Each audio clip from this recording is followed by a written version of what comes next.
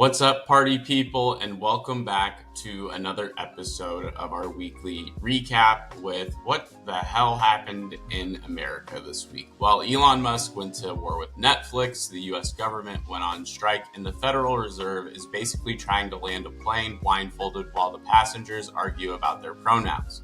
But don't worry, your social security checks are still coming, you just won't have the government to cash them in. So let's kick things off with Netflix, a company that somehow manages to lose money even when people stay home for free. Shares are down nearly 5% this week, and this is their worst drop since April, after Elon Musk told his 227 million followers to cancel Netflix for the health of your kids. So Elon's new mission is to save the children, apparently. Not by donating to schools or reducing screen time, but by making sure they don't watch Stranger Things 5. So it's like he looked at Disney and said, I can do that culture war thing, but with more bandwidth.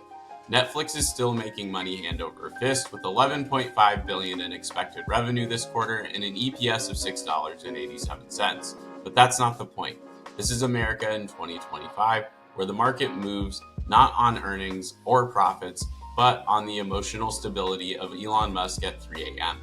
Remember, when cancel Netflix was a thing in 2020 over cuties? Yeah, now it's cuties 2.0. Revenge of the tweet storm. The stock dropped then too, and guess what? It rebounded because people can't quit binge watching bad decisions. Musk says he's boycotting Netflix for pushing a trans messaging agenda, but let's be real, this is a man who named his kid XAEA-12. He's literally raising a cyborg, and he's worried about Bluey episodes. Anyways, analysts still rate Netflix a buy with a price target of $1,425 because Wall Street doesn't care about culture wars, quite frankly. They care about content wars, and Netflix is about to drop new seasons of Stranger Things Wednesday and Squid Games, which is basically a metaphor for the US economy. Next up, we have President Trump, who just put a price tag on the American dream, $100,000 to apply for an H-1B visa. That's right, if you want to work in America, now you have to pay six figures before you even get the job. Forget, give me your tired, give me your poor. It's now give me your rich, your engineers, your Silicon Valley interns with trust funds. Tech, yeah, the industry, it freaked out. And when Google, Amazon, and Walmart are all on the same side of an issue, you know it's either really important or really bad. This is the first time Trump managed to unite Silicon Valley and big retail. Usually they're too busy trying to automate each other out of existence. The White House says it's to prevent the abuse of the visa system, which is like raising movie ticket prices to stop piracy. The business community is warning this could hurt AI, biotech, and semiconductors. So basically every industry that's keeping the US from becoming a third world meme country or economy.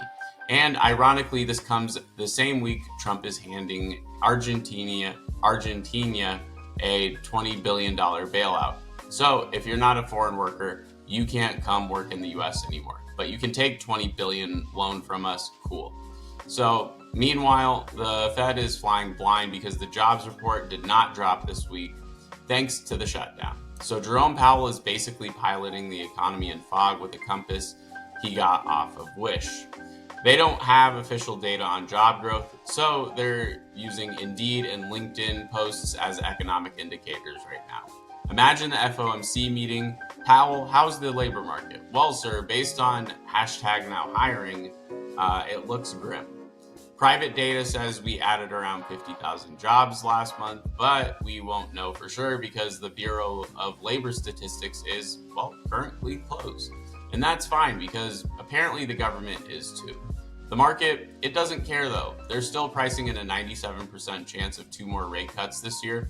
Investors heard Fed blindfolded and went, cool, bull market, let's send everything. Austin Goolsbee says he doesn't want to cut too fast. Stephen Moran wants 5 more cuts. And Powell is like that divorced dad in the middle trying to keep the kids from throwing chairs at each other. The problem is, well, without a jobs report, we don't know if we're in a soft landing or a belly flop. The Fed's plan right now is just vibe check the economy. Like, come on, man. So, to recap, this week America decided to shut down the government, fight over cartoons, charge six figures to immigrate, and cut interest rates based on vibes. We are basically SimCity on chaos mode. The stock market still hit record highs because investors are like that dog in the "this is fine" meme. The average American is just trying to pay rent while Congress plays budget Jenga and Trump tweets the Oval Office like he's hosting a Reddit AMA.